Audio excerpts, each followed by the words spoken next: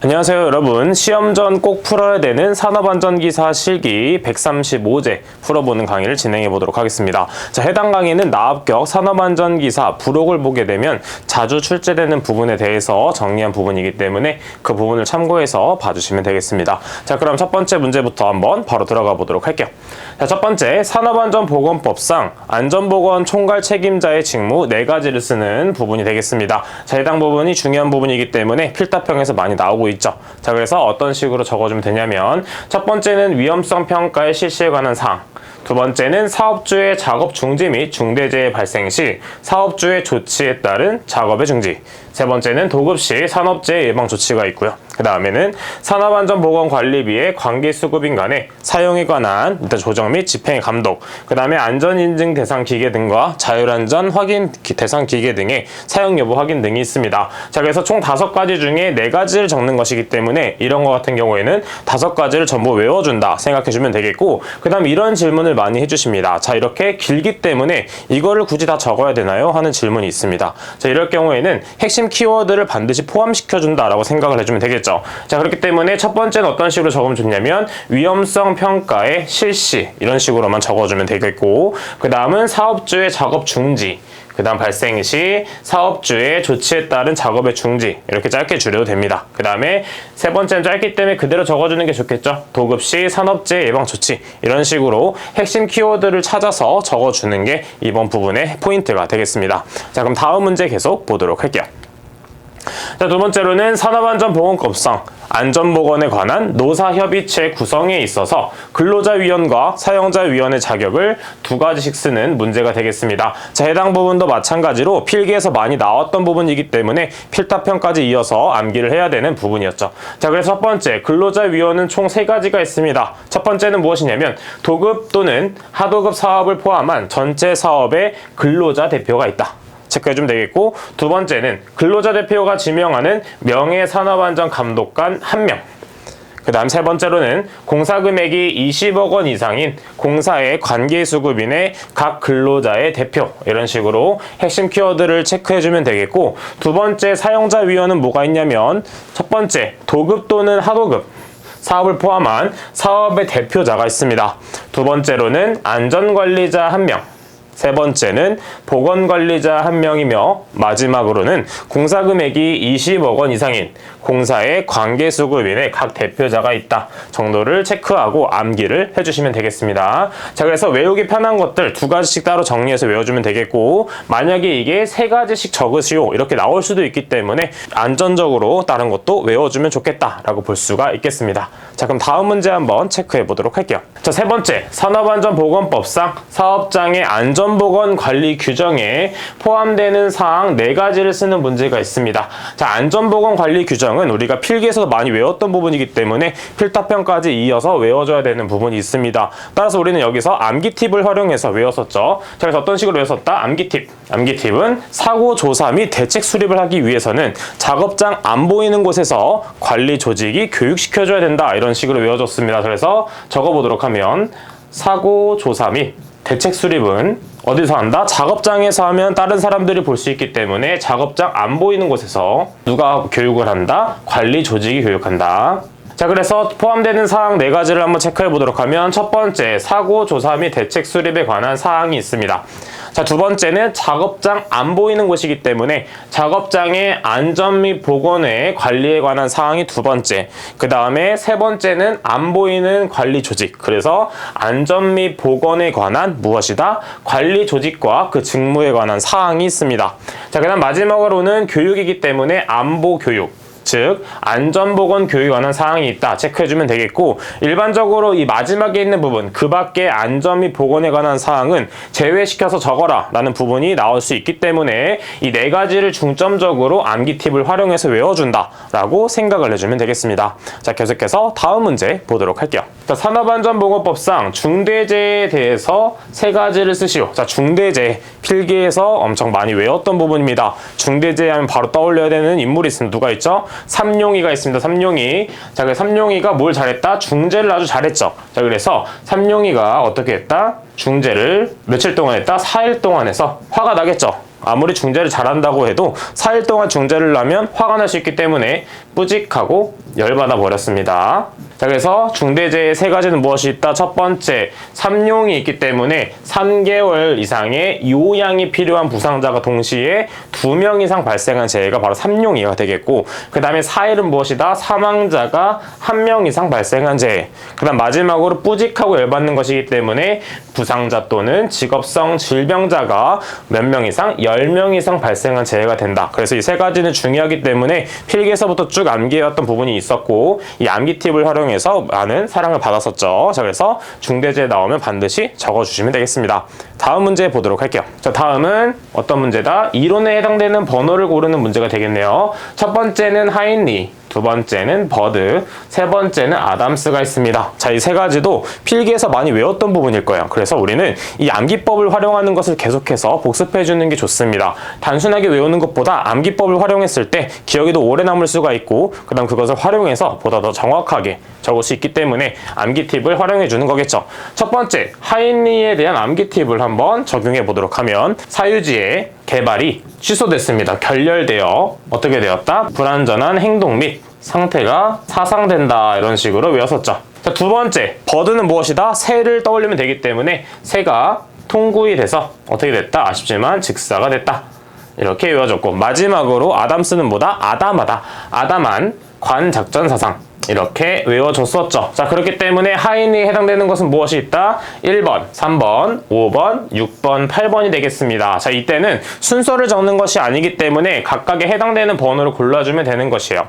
자, 그 다음에 두 번째 버드는 무엇이다? 기본적 원인. 그 다음에 3번, 그 다음에 5, 6, 7이 있죠. 자, 이때는 직접 원인에도 해당이 되는 것이기 때문에 이때는 버드에는 직접 원인이 포함이 된다라는 걸 볼 수 있겠고, 마지막으로 아담스는 4, 5, 6, 9, 12 해당이 된다 라고 외워주면 되겠습니다. 자, 해당 부분도 암기 팁을 활용한다면 보다 더 쉽게 앞글자를 따서 체크해낼 수가 있겠죠. 다음 문제 보도록 하겠습니다. 자, 다음은 물체를 인양하던 중에 윗작업자가 물체를 밑으로 떨어뜨려서 아래 작업자에게 재해가 발생했을 때 재해 발생 형태 및 정의를 쓰는 문제가 되겠습니다. 자, 일반적으로 필답형에서 우리가 재해 발생 형태에 대해서 많이 묻고 있고, 그 다음에 해당 문제는 작업형에 대한 문제가 되겠습니다. 자, 그렇기 때문에 필답형과 작업형에는 관계성이 있으므로 필답형 공부할 때 보다 더 꼼꼼하게 공부를 해주는 게 좋겠죠.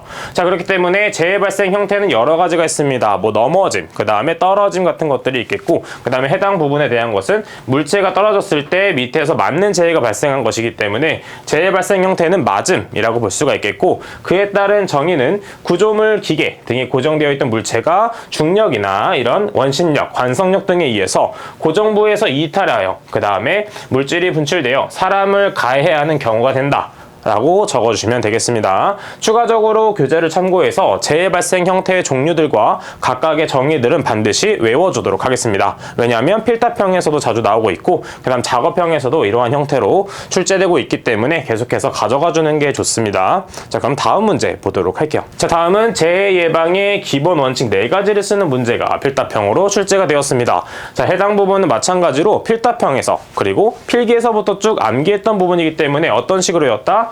재해는 뭘 소원한다? 예대를 소원한다. 자, 그래서 어떤 식으로였냐면 재해 예방 기본 원칙 4가지는 무엇이냐면 재해는 예대를 소원한다. 자, 그래서 어떻게 외울 수 있다? 첫 번째는 예방 가능의 원칙, 그 다음에 두 번째는 대책 선정의 원칙, 세 번째는 손실 우연의 원칙, 그 다음 마지막으로는 원인 연계의 원칙이 있다. 이 4가지는 중요하기 때문에 4가지 전부 외워주시면 되겠습니다. 다음 문제 보도록 할게요. 자, 다음은 프레스 등을 사용하여 작업을 했을 때, 자, 프레스가 중요한 포인트가 되겠죠. 그 다음에 작업 시작 전 점검사항 2가지를 쓰는 문제가 되겠습니다. 자, 해당 부분도 마찬가지로 필기에서 중요하다고 말씀드렸던 부분이고, 필답형까지도 계속 이어지는 부분이기 때문에 이것도 마찬가지로 암기 팁을 적용해서 우리가 암기를 해왔습니다. 자, 프레스 하니까 바로 떠오르는 나라가 뭐였죠? 프로 시작하는 프랑스가 있습니다. 자, 어느 날 프랑스가 방전이 되면서 크리스마스 트리가 어떻게 되었다? 비상 정지되어서 너무 슬픈 사연이 있었습니다. 자, 그렇게 되면 자, 프랑스가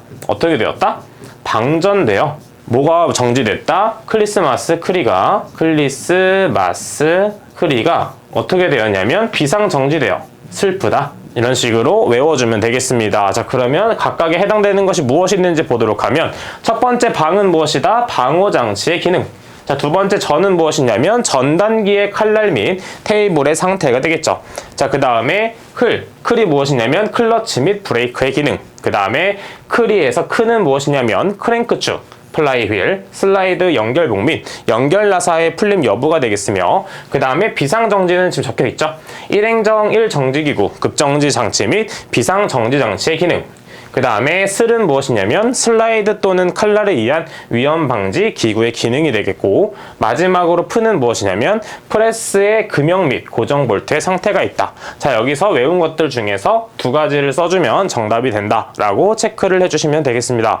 다음 문제 보도록 할게요. 자, 이번 문제는 산업안전보건법상 로봇의 작동 범위에서 그 로봇에 관하여 교시 등 을 작업할 때 작업 시작 전 점검사항 세 가지를 쓰는 문제가 되겠습니다. 자, 로봇도 마찬가지로 우리가 많이 외웠던 부분이기 때문에 암기 팁을 바로 적용해 보도록 할게요. 자, 로봇의 외부는 뭐였다? 매제였다. 이런 식으로 외웠었습니다. 자, 그래서 로봇의 외부는 매제다. 자, 그래서 어떻게 된다? 이 세 가지를 외워줘야 되겠죠. 첫 번째, 외부 전선의 피복 또는 외장에 손상 유무가 있으며, 두 번째로는 매니퓰레이터의 작동 이상 유무, 세 번째로는 제동장치 및 비상정지장치 기능이 있습니다. 자, 이 세 가지는 모두 암기를 해줘야 되는 부분이 되겠죠. 다음 문제 보도록 하겠습니다. 자, 3번 보도록 하면 공기압축기를 가동할 때 작업 시작 전 점검사항 네 가지를 쓰는 문제가 되겠습니다. 자, 공기압축기를 가동하는 것이기 때문에 우리가 압축된다라는 걸 생각해 주게 되면 어떤 식으로 외워주면 되냐면, 압축 밸브를 열어주고 그 압축 밸브 안에 회전부가 존재하겠죠. 회전부는 녹이 쓸 수 있기 때문에 윤활유를 잘 발라줘야 됩니다. 그래서 회전부에 윤활유를 발라주면 되겠죠. 자, 그래서 공기압축기는 공기에 압축 밸브를 열고 회전부에 뭘 칠해준다? 윤활유를 칠해줍니다. 윤활유를 발라줍니다. 자, 그래서 어떤 식으로 외워주면 되겠냐면, 첫 번째, 공기 저장 압력 용기 외관의 상태가 첫 번째. 그 다음에 두 번째는 무엇이냐면 압력 방출 장치의 기능이 되겠죠. 압력 방출 장치. 그 다음에 각각의 밸브들을 외워줍니다. 드레인 밸브의 조작 및 배수. 그 다음에 언로드 밸브의 기능이 있다라는 걸 체크해주면 되겠고, 그 다음에 회전부가 바로 회전부의 덮개 또는 울, 마지막으로 윤활유가 윤활유의 상태가 된다라고 외워주면 되겠고, 마찬가지로 이렇게 마지막에 있는 그 밖에 이런 부분들은 외우지 않는 것이 좋습니다. 왜냐하면 제외되는 경우가 많기 때문에 우리가 이걸 포함해서 외웠을 경우 당황할 수가 있어요. 그렇기 때문에 위쪽에 있는 암기 팁을 활용한 부분을 따로 정리해서 외워주는 것을 추천드리도록 하겠습니다. 다음 문제 보도록 할게요. 자, 다음은 크레인을 사용하여 했을 때 작업 시작 전 점검사항 두 가지를 쓰는 문제가 되겠습니다. 자, 크레인 하면 크라운을 생각해주면 되겠죠. 크라운 하면 우리보다 왕관을 떠올려주면 되겠습니다. 자, 각각 집안의 대장은 무엇이다? 와이프가 대장이 되겠습니다. 또한 크레인은 워낙 비싼 것이기 때문에 크레인의 주권은 어디에 있다? 와이프에 있다 라고 외워주도록 할게요. 자, 그래서 암기 팁을 적용해 보도록 하면 크레인의 주권은 와이프다. 자, 그래서 점검사항 세 가지는 무엇이냐면, 크레인의 주권이기 때문에 첫 번째, 주행로의 상측 및 트롤리가 횡행하는 레일의 상태. 두 번째는 주권이기 때문에 건과방지 장치와 브레이크, 클러치 및 운전장치의 기능이 두 번째. 마지막으로 와이프에 대한 주권이 있는 것이기 때문에 와이어로프가 통하고 있는 곳의 상태가 세 번째가 되겠습니다. 그래서 마찬가지로 이 세 가지 중에 두 가지를 적어주면 되겠죠. 다음 문제 보도록 할게요. 자, 다음은 지게차를 사용하여 작업을 했을 때 작업 시작 전 점검사항 네 가지를 보는 문제가 되겠습니다. 자, 답은 이렇게 미리 나와 있고, 그 다음에 어떤 식으로 적용해주면 되겠냐면, 지게차를 사용했을 때 워낙 어둡기 때문에 바퀴에 전조등을 설치하되 이렇게 외워주도록 하겠습니다. 자, 지게차 바퀴에 뭘 설치한다? 전조등을 설치하재. 자, 그래서 첫 번째는 무엇이다? 바퀴의 이상 유무. 두 번째는 전조등 혹은 후미등 방향 지시기 및 경보장치 기능의 이상 유무가 되겠으며, 그 다음 하재의 하는 무엇이다? 하역 장치 및 유압 장치 기능의 이상 유무. 마지막으로 재는 제동 장치 및 조종 장치 기능의 이상 유무를 체크해주면 되겠습니다. 자, 그럼 이와 비슷한 지게차와 비슷한 녀석이 뭐가 있냐면 바로 군의 운반차가 있습니다. 자, 군의 운반차는 지게차보다 조금 더 좋다 이렇게 생각을 하면서 암기 팁을 적용해 보도록 하면, 군의 운반차도 어둡기 때문에 바퀴에 전조등을 할 건데 충전식입니다. 그래서 전조등을 충전하재 이렇게 외워주도록 할게요. 자, 그래서 군의 운반차 차의 바퀴에 뭘 설치한다? 전조등에 대한 것을 충전한다. 충전하재. 자, 그래서 어떻게 돼 있냐면 점검사항을 보도록 하면 첫 번째, 마찬가지로 바퀴 이상 유무, 그 다음에 전조등, 후미등, 방향 지시기 및 경음기에 기능이 이상 유무가 있으며 이때 충전이 하나 추가가 되는 거죠. 충전 장치를 포함한 홀더 등의 결합 상태 이상 유무. 그 다음 마찬가지로 하역 장치, 그 다음 제동 장치는 지게차에서 한번 외웠던 부분이기 때문에 군의 운반차와 비교해서 추가를 한 다음에 암기를 해주면 보다 더 쉽게 암기를 할 수가 있겠죠. 자, 그럼 다음 문제 보도록 하겠습니다. 자, 다음은 컨베이어 작업 시작 전 점검해야 될 사항 3가지가 있습니다. 자, 컨베이어가 무엇이다? 이렇게 물건을 이동했을 때 이렇게 쭉 이동하면서 가는 것이 컨베이어가 되겠죠. 자, 그렇기 때문에 컨베이어는 주의해야 될 점이 무엇이냐면 컨베이어가 풀리거나 이탈을 했을 경우에는 비상 정지한 다음에 덮어줘야 되겠습니다. 자, 그래서 컨베이어에 대한 암기 팁은 이렇게 적용해 보도록 할게요. 컨베이어가 풀리거나 이탈을 하게 되면 어떻게 한다? 비상 정지하고 그 다음에 덮는다. 자, 그렇기 때문에 첫 번째, 원동기 및 풀리 기능의 이상 유무.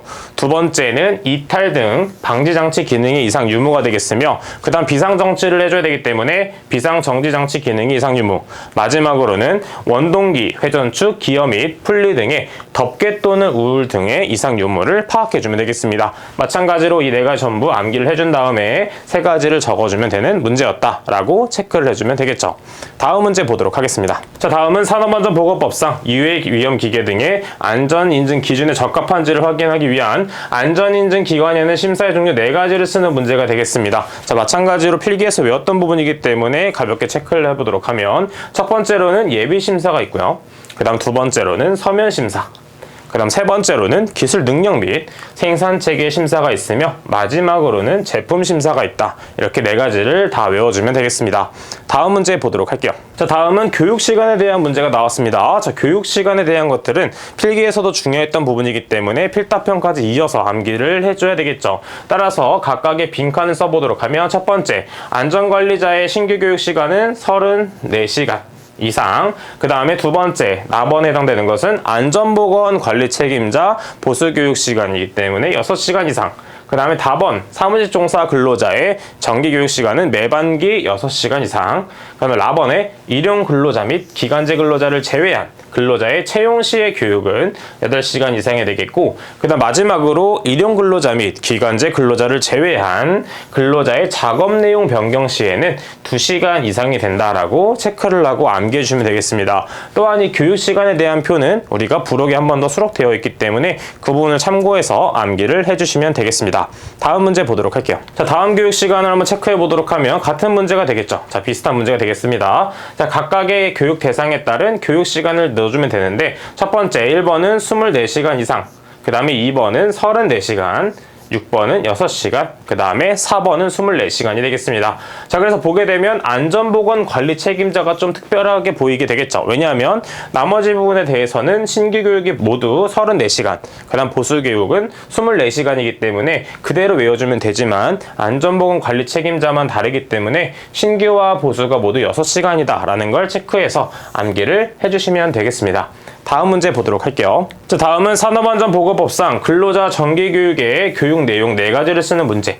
해당 문제도 마찬가지로 필기에서 많이 나왔던 부분이기 때문에 필답형에서 한 번 더 정리한다 생각하면서 보도록 하겠습니다. 자, 어떤 것이 있냐면 첫 번째, 산업안전 및 사고 예방에 관한 사항. 두 번째는 산업보건 및 직업병 예방에 관한 사항. 자, 그리고 세 번째, 이 위험성 평가가 정말 중요하죠. 위험성 평가에 관한 사항.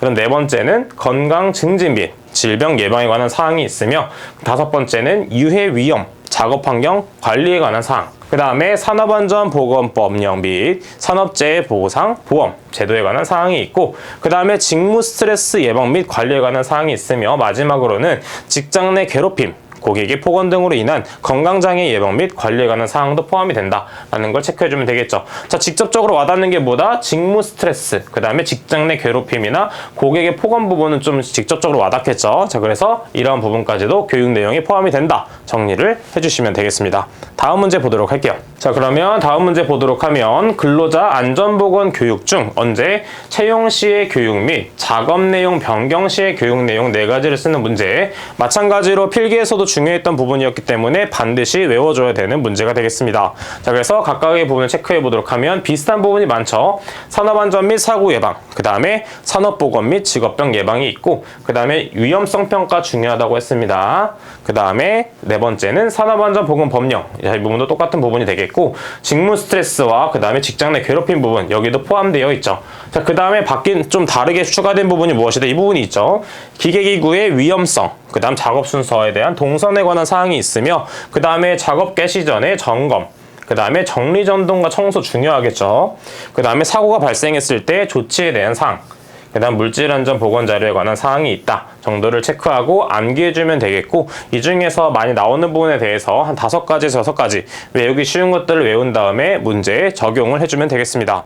다음 문제 보도록 할게요. 자, 다음은 산업안전보건법상 관리감독자가 정기안전보건 교육의 내용 4가지를 쓰는 문제가 되겠습니다. 자, 이렇게 여러 가지에 대한 교육 내용을 외울 때는 헷갈릴 수 있기 때문에 관리감독자가 됐다고 생각을 하면서 외우면 보다 더 쉽게 구분을 할 수가 있겠죠. 그럼 무엇이 있는지 한번 보도록 하겠습니다. 자, 앞에 있는 부분은 많이 본 부분입니다. 자, 이 앞부분은 앞에 있는 부분과 거의 똑같죠, 완전. 자, 그래서 이 부분은 참고해서 다시 봐주면 되겠고, 뒤쪽을 보도록 하면 관리감독자이기 때문에 작업 공정에 대한 유해 위험과 재해 예방 대처에 관한 사항을 당연히 교육을 시켜줘야 되겠고, 그 다음에 사업장 내에서 안전보건 관리 체제 및 안전보건 조치의 현황에 대한 사항을 체크해주면 되겠습니다. 자, 그 다음에 표준 안전 작업 방법을 결정하고 지도 감독 요령에 관한 사항이 있겠고, 그 다음에 현장 근로자와 당연히 의사소통 능력이 중요하겠죠. 자, 그래서 배양에 관한 사항, 그 다음에 비상시 또는 재해 발생 시 긴급 조치를 당연히 해줘야 되겠고, 그 다음에 그 밖에 직무에 관한 사항이 있다 정도를 체크해주면 되겠습니다. 자, 지금 보도록 하면 앞쪽에 있는 부분이 약간 공통적으로 사용하는 부분이기 때문에 따로 다른 걸 외우는 것보다는 앞쪽에 있는 공통된 사항을 외워주면 보다 더 시험 대비에 효과적으로 공부를 할 수가 있겠죠. 자, 그러면 다음 문제 보도록 하겠습니다. 자, 다음은 기계 설비에 형성되는 위험점을 쓰는 문제. 자, 위험점은 필기에서도 정말 중요했고, 그 다음에 필답형, 그 다음에 작업형까지도 중요한 부분이기 때문에 위험점을 파악하는 게 중요합니다. 왜냐하면 이렇게 말로 설명하는 것은 그대로 외워서 정해주면 되겠지만, 작업형인 경우에는 동영상을 보고 어디에 위험점이 있는지 파악하는 게 좋습니다. 그래서 암기하는 것도 중요하지만 어떤 그림에 대해서 위험점이 발생되는가라는 것도 체크해주는 게 좋겠죠. 그렇기 때문에 가번은 접선 물림점이 되겠고, 나번은 회전하는 곳에 지금 옷이 빨려 들어가고 있어. 그래서 회전 말림점. 그 다음에 다번은 끼임점이 되겠고, 그 다음에 라번은 절단점이 되겠습니다. 지금 보게 되면 이 가번과 다번을 많이 혼동하시는 분들이 많기 때문에 접선 물림점과 끼임점에 대해서 반드시 구분을 해서 봐주시면 되겠습니다. 자, 그래서 가번과 다번을 조금 더 신경 써서 봐준다라고 보시면 되겠죠. 다음 문제 보도록 하겠습니다. 자, 다음은 방어 조치를 하지 아니하고는 양도, 대여, 설치, 진열에서는 안 되는 기계기구 4가지를 쓰는 문제가 되겠습니다. 해당 부분도 우리가 필기에서 많이 봤던 문제예요. 자, 그래서 무엇이 있다? 첫 번째는 예초기, 그 다음에 지게차, 원심기가 있고, 그 다음에 공기압축기, 금속 절단기, 그 다음 포장기계 중에서 진공 포장기, 그 다음에 랩핑기에 한정돼서 포장기계가 포함이 된다라는 걸 같이 가로까지도 외워주시면 되겠습니다. 자, 그러면 다음 문제 보도록 할게요. 자, 다음은 목재가공용 둥근톱 방어장치를 2가지를 쓰는 문제가 되겠습니다. 무엇이 있다? 첫 번째는 반발 예방장치, 두 번째는 날 접촉 예방 장치가 있다. 자, 이 2가지도 중요하기 때문에 반드시 2가지 다음 전부 외워주시면 되겠습니다.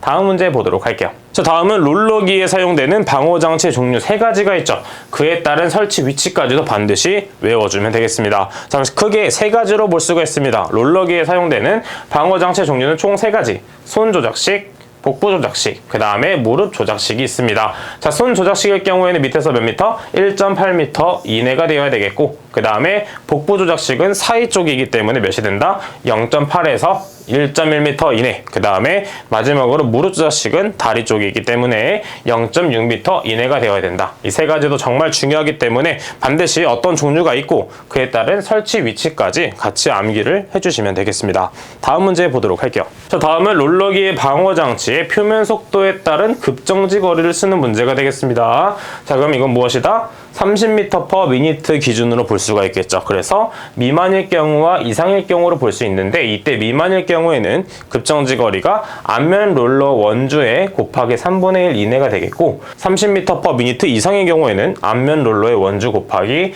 2.5분의 1의 이내가 되어야 된다. 자, 이때 중요한 것은 무엇이냐면 계산하는 문제가 나올 수 있기 때문에 원주는 파이 d가 된다. 자, 이때 d는 지름이 되겠습니다. 자, 그래서 우리가 파이 r 제곱 이런 것도 많이 봤었죠. 그래서 원래 많이 봤던 게 2파이 r 이런 것도 많이 봤을 겁니다. 자, 그래서 이때는 반지름의 2배가 지름이기 때문에 2파이 r 혹은 파이 d가 된다라고 정리를 해주시면 되겠습니다. 다음 문제 보도록 할게요. 자, 다음은 괄호 안에 들어가는 내용을 쓰는 문제가 되겠습니다. 자, 이런 식으로 가로에 빈칸 넣기로 많이 실제되기 때문에 각각의 빈칸에 무엇이 들어가는지 반드시 암기를 해주시면 되겠습니다. 자, 그럼 첫 번째 뭐가 들어간다?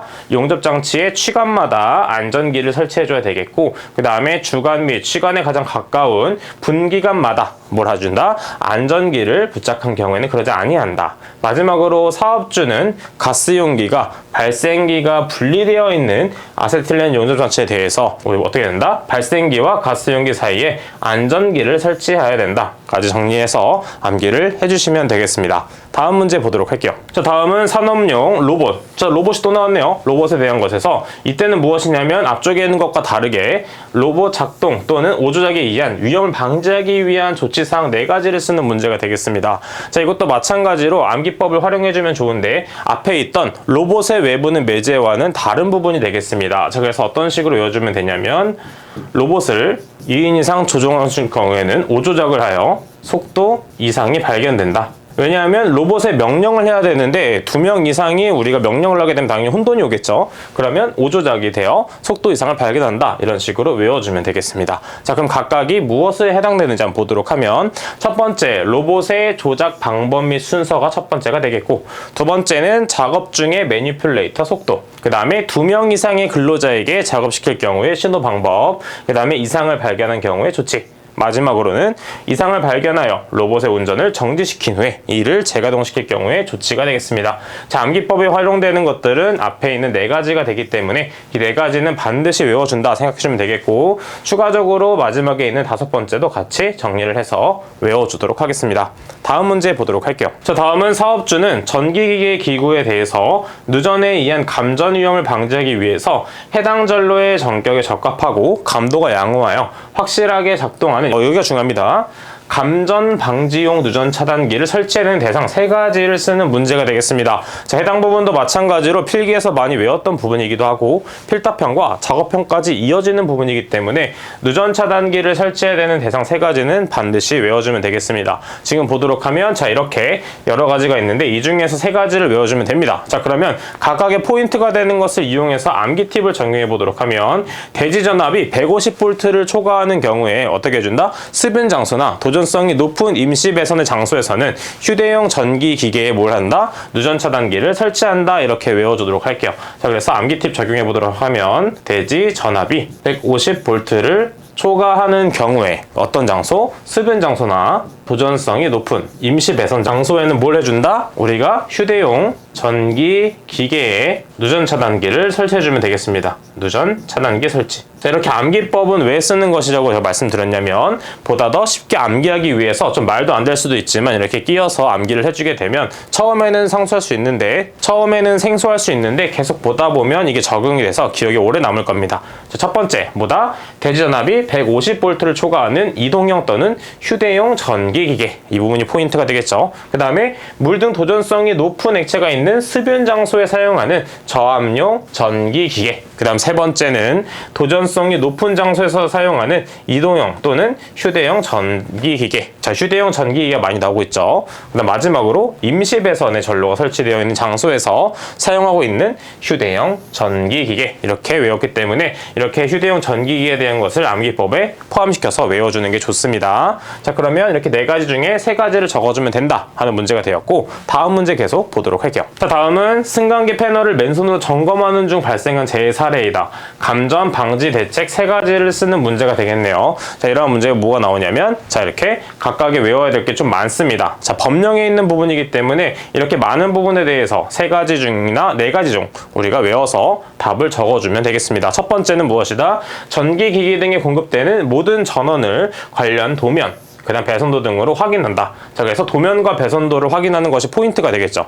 그 다음 두 번째는 전원을 차단하는 게 중요하겠죠. 그 다음에 각 단로기 등을 개방하고 확인해 주는 것. 세 번째는 차단 장치 등에 잠금 장치나 꼬리표를 부착할 것. 이 부분 중요합니다. 그 다음에 네 번째, 개로된 전로에서 유도 전압 또는 전기 에너지가 축적되어 근로자에게 전기 위험을 끼칠 수 있는 전기 기기 등은 접촉하기 전에 잔류 전하를 완전히 방전시킬 것. 자, 이 부분이 중요합니다.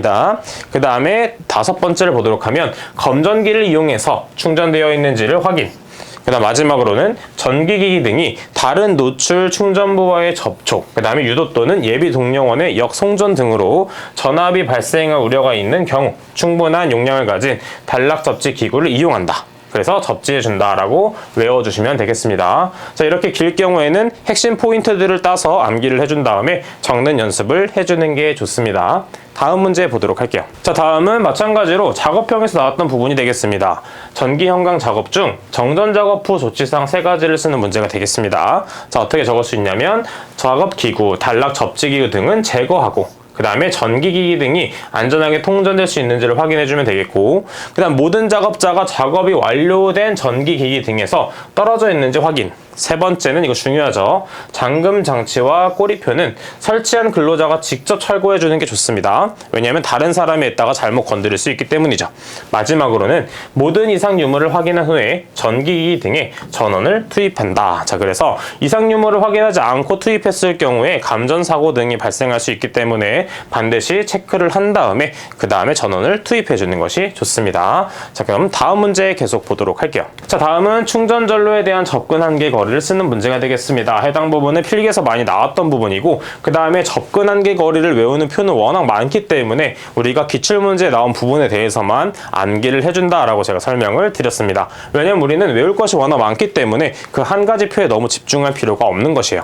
자, 그래서 380V일 경우에는 30cm, 1.5kV는 45cm, 6.6kV는 60cm, 그 다음에 22.9kV는 90cm가 된다라고 참고를 해주시면 되겠습니다. 자, 그래서 접근 한계거리 표를 참고해서 한 번 더 이런 범위에 이게 포함이 되는구나 정도만 가볍게 보고 넘어가주는 문제가 되겠습니다. 다음 문제 보도록 할게요. 자, 다음은 근로자가 작업이나 통행 등으로 인해서 전기기계 기구 또는 전로 등 충전 부분에 접촉하거나 접근함으로써 감전 위험이 있는 충전 부분에 대해 감전을 방지하기 위한 방호 방법 세 가지를 쓰는 문제가 되겠습니다.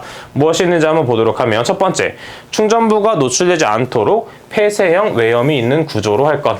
중요한 부분이 되겠죠. 두 번째는 충전부에 충분한 절연 효과가 있는 방호망이나 절연 덮개를 설치할 것. 세 번째는 충전부는 내구성이 있는 절연물로 완전히 덮어 감쌀 것. 네 번째로는 충전부, 발전소, 변전소 및 개폐소 등 구획되어 있는 장소로서 관계 근로자가 아닌 출입을 금지, 그 다음에 장소에 충전부를 설치하고 그 다음에 위험 표시 등의 방법으로 방호를 강화해주면 되겠습니다. 마지막으로는 전주위 및 철탑위 등에 격리되어 있는 장소로부터 관계 근로자가 아닌 사람은 당연히 접근하면 안 됩니다. 우려가 없는 장소에 충전부를 설치할 것. 이렇게 체크를 하고 암기를 해주시면 되겠습니다. 다음 문제 보도록 할게요. 자, 다음은 정전기 발생 방지 대책 5가지. 필기에서 많이 외웠던 부분이기 때문에 가볍게 정리를 해보도록 하면 첫 번째는 접지, 두 번째는 가습을 해줘야 되겠고 그 다음에 제전기를 사용해주며 네 번째로는 대전 방지제 사용, 마지막으로는 도전성 재료 사용이 있습니다. 자, 다른 기출문제에서 정전기 발생 방지 대책에 대한 법령 기준으로 외우는 부분이 있습니다. 자, 그 부분에 대해서 비교를 해서 암기를 해주면 되겠고 법령에 관련된 부분이 아니다 했을 경우에는 이렇게 5가지를 적어주면 되겠는데 만약에 법령에 관련된 정전기 방지 대책이 나와 있을 경우에는 그 법령에 따로 나와 있는 부분이 있으므로 해당 기출문제를 비교해서 암기를 해주면 된다라고 정리를 해주시면 되겠습니다. 다음 문제 보도록 할게요. 자, 다음은 가스 폭발 위험 장소에 설치하여 사용할 수 있는 방폭 구조의 종류 4가지를 쓰는 문제가 되겠습니다. 자, 이 부분도 필기에서부터 쭉 외웠던 부분이기 때문에 반드시 외워줘야 되겠죠. 자, 내압 방폭 구조는 D라는 걸 사용하게 되겠고 그 다음에 유입 방폭 구조는 O, 그 다음에 안전증은 E, 본질 안전은 IA와 IB를 사용하며 압력 방폭 구조는 P를 사용한다. 이 5가지는 반드시 외워주면 된다 라고 체크를 해주시면 되겠습니다. 그 다음 각각의 기호를 적어라 라고 나오는 문제가 있기 때문에 기호까지도 같이 정리를 해주시는 게 좋겠죠. 다음 문제 보도록 하겠습니다. 자, 다음은 산업안전보건법상 위험물질의 종류 4가지를 쓰는 문제. 자, 필기에서는 워낙 많이 나왔던 문제였기 때문에 우리가 암기 팁도 활용했었고 큰 틀로 봤을 때 위험물질의 종류에 대해서는 반드시 알고 있어주면 되겠습니다. 필답편까지 이어지기 때문이에요. 자, 그래서 무엇이 있냐면 폭발성 물질 및 유기 과산화물이 있습니다. 자, 이때 암기법 기억나시죠? 폭발한 유가보고 놀랐죠? 자, 그래서 그걸 생각하면서 하나씩 정리해 보도록 하면, 두 번째는 물반응성 물질 및 인화성 고체가 있고, 세 번째로는 산화성 액체 및 산화성 고체, 그 다음에는 인화성 액체와 인화성 가스가 있으며 부식성 물질과 급성 독성 물질이 있다. 자, 그래서 이 중에서 4가지를 반드시 외워주면 되겠고, 그 중에서 각각의 물질에 포함되는 것도 문제로 출제될 수 있기 때문에 그 부분에 대해서도 반드시 외워주시면 되겠습니다. 자, 그래서 부록 부분을 참고해서 외워주시면 되겠죠. 다음 문제 보도록 하겠습니다. 자, 해당 문제 보도록 하면 어떠한 위험물질을 제조하는 경우에 비상구를 1개 이상 설치해야 하는 경우 기준에 맞는 구조 조건과 관련한 부분이 되겠습니다. 빈칸이 어떻게 들어가는지 한번 보도록 하면, 첫 번째, 출입구와 같은 방향에 있지 아니하고 출입구로부터 몇 미터 이상, 3m 이상 떨어져 있을 것. 두 번째, 작업장의 각 부분으로부터 하나의 비상구 또는 출입구까지의 수평 거리가 몇 미터? 50m 이하가 되도록 할 것. 마지막으로 비상구의 너비는 0.75m 이상으로 하고 높이는 몇 미터? 1.5m 이상으로 한다. 여기서 추가적으로 정리할 부분은 무엇이 있냐면, 자, 이렇게 수평, 수직에 대한 것들에 대해서도 빈칸 넣기로 나올 수 있기 때문에 일단 가장 좋은 것은 숫자 위주로 먼저 암기를 해주고, 그 다음에 이렇게 수평, 수직, 방향성을 나타내는 것들도 같이 정리를 해서 외워주는 게 좋습니다. 다음 문제 보도록 할게요. 자, 다음은 선박 밸러스트 탱크 내부에 슬러지를 제거하는 도중 우리가 가스 질식으로 의식을 잃었을 때, 자, 이때 비상시 피난용구 3가지를 쓰는 문제가 되겠습니다. 자, 이와 마찬가지로 우리가 작업형에 대한 문제가 출제가 되었어요. 그만큼 필답형에서도 나올 수 있고 작업형까지 연결되는 부분이기 때문에 반드시 외워줘야 되는 부분이 되겠습니다. 자, 그래서 뭐가 있다? 송기 마스크 또는 공기 호흡기가 있겠고, 그 다음에 섬유루프, 그 다음에 사다리가 포함이 된다. 마찬가지로 법령에 포함된 부분이기 때문에 이 4가지 이외에는 정답이 안 될 수 있으므로 4가지를 기준으로 외워주시면 되겠습니다. 다음 문제 보도록 할게요. 자, 다음은 공정안전 보고서에 포함되어야 되는 사항 4가지를 쓰는 문제가 되겠습니다.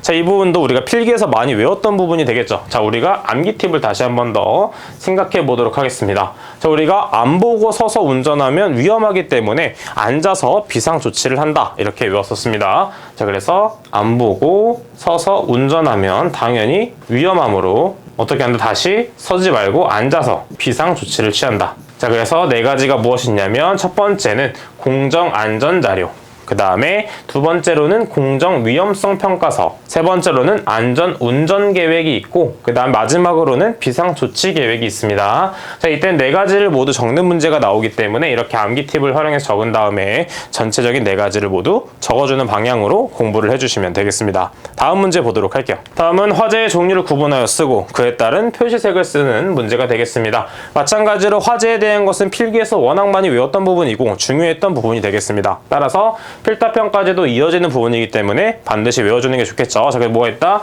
자, B는 유류화재, 그 다음에 C는 무엇이다? 전기화재, D는 금속화재가 되겠습니다. 자, 그래서 일반 화재일 경우에는 백색, 그 다음에 유류화재일 경우에는 황색이 되겠고, 그 다음에 전기는 청색, 금속은 무색이 된다. 자, 이 표는 전체적으로 중요한 부분이기 때문에 반드시 외워주도록 하겠습니다. 다음 문제 보도록 할게요. 자, 다음 문제 보도록 하면 건설업 중 유해위험 방지 계획서의 제출 사업 4가지. 자, 이 부분도 필기에서 많이 외웠던 부분이다 라고 기억을 나실 거예요. 그렇기 때문에 암기 팁을 그대로 한번 적용해 보도록 하겠습니다. 어떤 식으로 외웠다? 10월 31일에 뭐가 됐다? 건축된 50개의 학교에는 뭘 가능하다? 2천만 톤 저수가 가능하다. 자, 그래서 무엇이 있는지 한번 체크해 보도록 하면, 우리가 10월 31일이기 때문에 첫 번째 되는 것이 바로 깊이 10m 이상인 굴착공사, 그 다음 31일은 무엇이다? 31m 이상인 건축물 또는 인공구조물, 그 다음 50개의 학교는 무엇이냐면 최대 지간 길이가 50m 이상인 다리의 건설 등의 공사, 그 그 다음에 마지막으로 2천만 톤 이상을 저수할 수 있는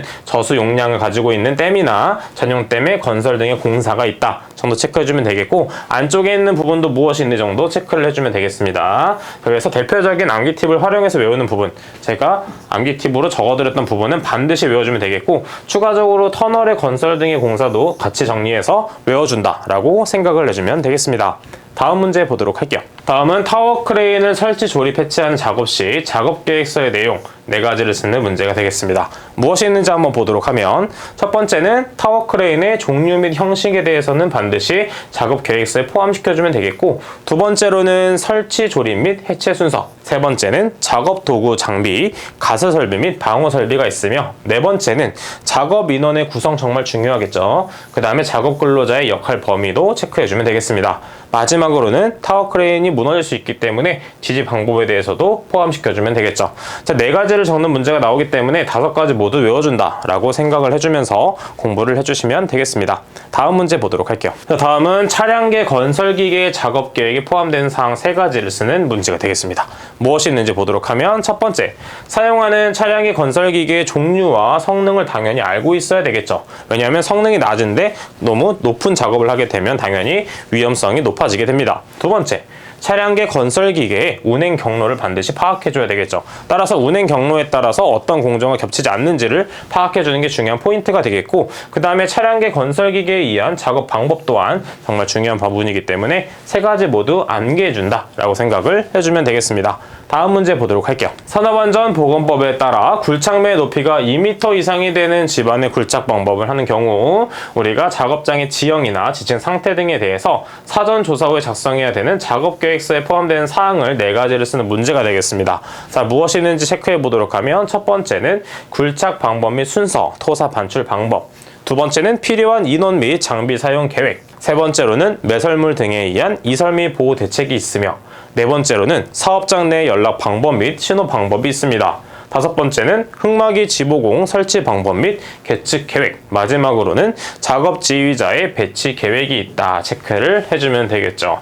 그래서 이렇게 체크를 해서 외워주면 되겠습니다. 다음 문제 보도록 할게요. 다음은 건축물 해체 작업 시 작업 계획서에 포함될 사항 4가지를 쓰는 문제, 다시 한 번 더 체크해 보도록 하면, 첫 번째는 해체 방법 및 해체 순서도면, 두 번째는 가설 설비, 방호 설비, 환기 설비 및 살수 방화 설비 등의 방법, 세 번째로는 사업장 내의 연락 방법, 네 번째는 해체물의 처분 계획, 그 다음에 해체 작업용 기계 기구 등의 작업 계획서, 그 다음은 해체 작업용 화학류 등의 사용 계획서가 포함되어야 된다 라고 외워주시면 되겠습니다.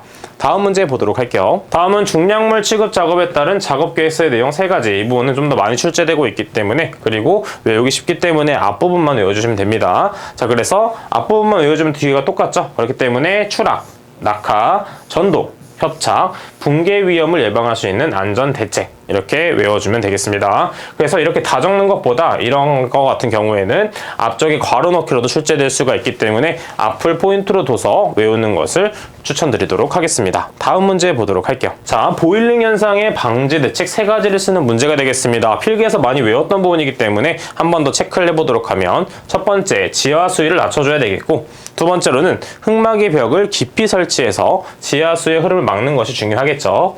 그 다음에 세 번째, 탈수 공법을 실시해주고, 마지막으로는 차수성이 높은 흙막이를 설치해주는 것이 좋습니다. 그렇기 때문에 이 4가지를 모두 암기한 다음에 그 중에 3가지를 적어주시면 되겠죠. 다음 문제 보도록 할게요. 자, 다음은 흙막이 지보공을 설치했을 때 정기 점검 및 보수사항 3가지를 쓰는 문제가 되겠습니다. 자, 흙막이 지보공에 대해서는 각각에 대한 것들이 있겠고, 이때 암기 팁을 그대로 한번 적용해 보도록 하면, 부재의 접속부가 손상 변형됐을 경우 버팀대가 침하한다 이렇게 외워주도록 할게요. 자, 그래서 어떻게 외운다? 부재의 접속부가 손상 및 변형되었을 경우에는 어떻게 한다? 버팀대가 침하된다 이렇게 외워주도록 할게요. 첫 번째가 무엇이다? 부재의 접속부, 부착부 및 교차부의 상태. 두 번째는 부재의 손상 변형, 부식 변이 및 탈락의 유무와 상태가 되겠고, 세 번째는 버팀대의 기납 정도, 그 다음 마지막 네 번째는 치마의 정도가 되겠습니다. 그렇기 때문에 이 네 가지는 모두 외워주도록 할게요. 다음 문제 보도록 하겠습니다. 다음은 사업주는 잠암 또는 우물통 내부에서 근로자가 굴착 작업을 하는 경우에 잠암 또는 우물통의 급격한 침하에 의한 위험을 방지하기 위하여 뭘 한다? 준수해야 될 사항 두 가지를 쓰는 문제. 자, 어떤 식으로 외워주면 되냐면 첫 번째, 침하 관계도에 따라 굴착 방법 및 재해량 등을 정해주면 되겠고, 두 번째는 바닥으로부터 천장 또는 복까지의 높이는 1.8m 이상으로 할 것. 이 두 가지 모두 외워주도록 하겠습니다. 다음 문제 보도록 할게요. 다음은 안전난간대 구조에 대한 설명 중 빈칸에 알맞은 내용을 쓰는 문제가 되겠습니다. 첫 번째, 상부 난간대는 바닥면, 발판 또는 경사로의 표면으로부터 90cm 이상 지점에 설치해주면 되겠고, 그 다음에 난간대의 지름은 몇 cm?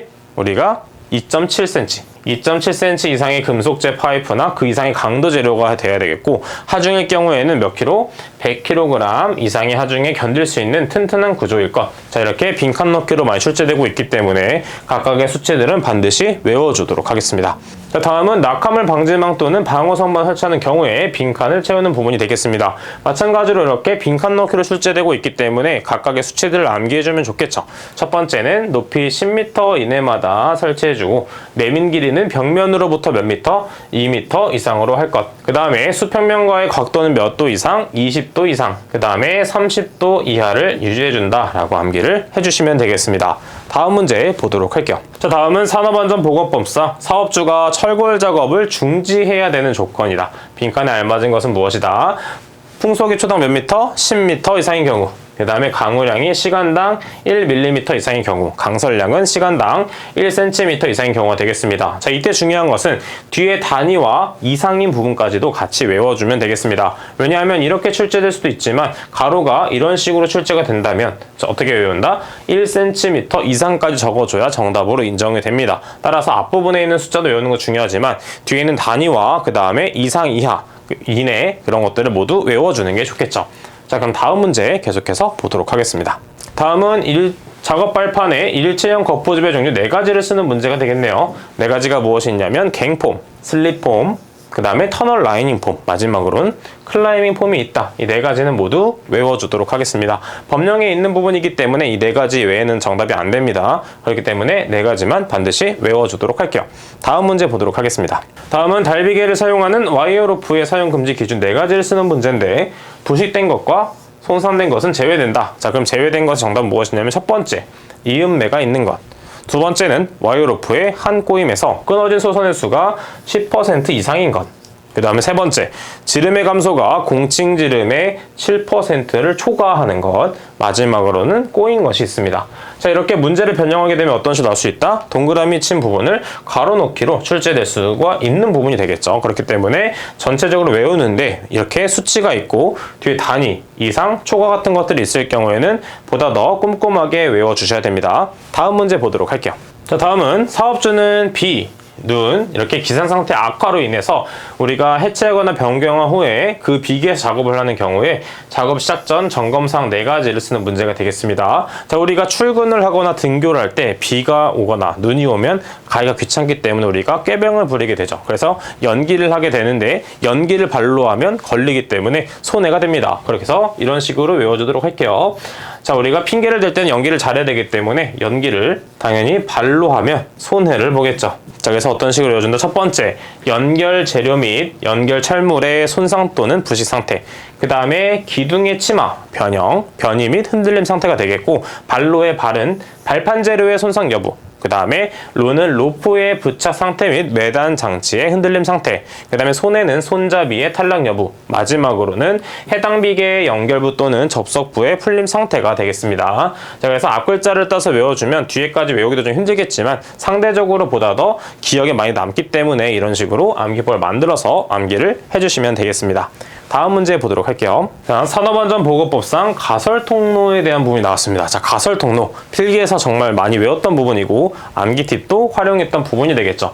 자, 그러면 암기 팁 먼저 적어보고 진행을 해보도록 하겠습니다. 가설통로 하면 바로 떠올려야 되는 게 바로 가솔린이 있겠죠. 자, 그래서 가솔린 30리터를 들고 일어날 때는 미끄러지지 아니하여야 되고, 만약에 다시 들기 위해서 팔을 치켜 올려 일어났을 때, 그 다음에 일어나서 10계단을 올라간다, 이렇게 외웠었습니다. 자, 그래서 어떻게 외운다? 가솔린 몇 리터?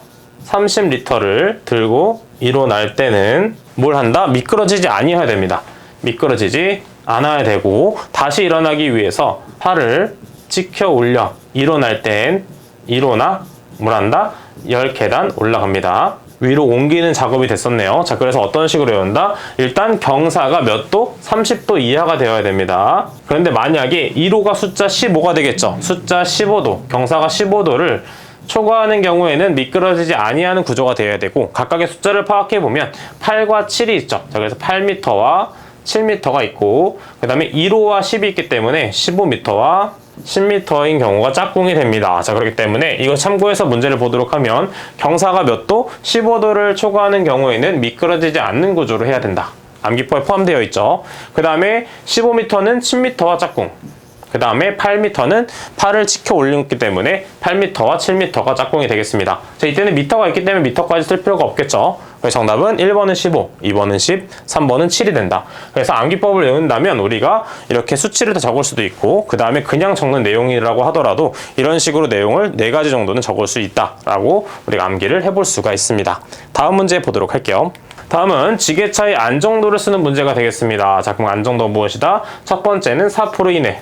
두 번째, 하역 작업 시 좌우 안정도는 6% 이내고 마지막으로 주행 시의 전후 안정도는 18% 이내가 된다. 자, 그래서 4%, 6%, 18%가 된다는 것을 반드시 외워주면 되겠습니다. 다음 문제 보도록 할게요.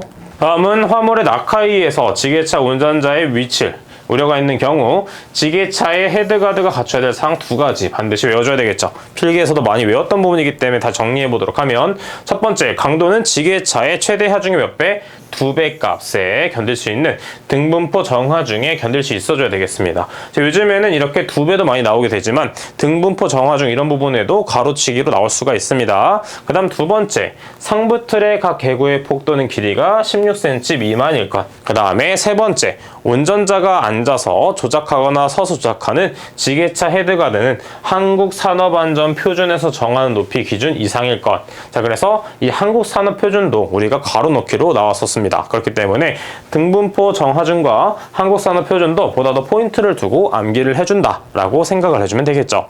다음 문제 보도록 하겠습니다.